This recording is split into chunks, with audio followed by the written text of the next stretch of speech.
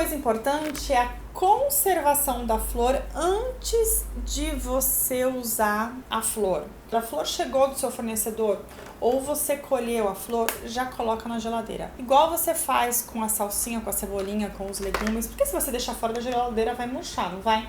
E também dentro da geladeira, sempre em caixinhas assim, ou em saquinhos assim, porque a flor em contato direto com a geladeira, ela vai murchar também, aí não vai fazer sentido nenhum. A hora que você for usar, ela vai estar murcha, ela não vai estar bonita. E você não vai dar a impressão que você está esperando o seu produto, tá?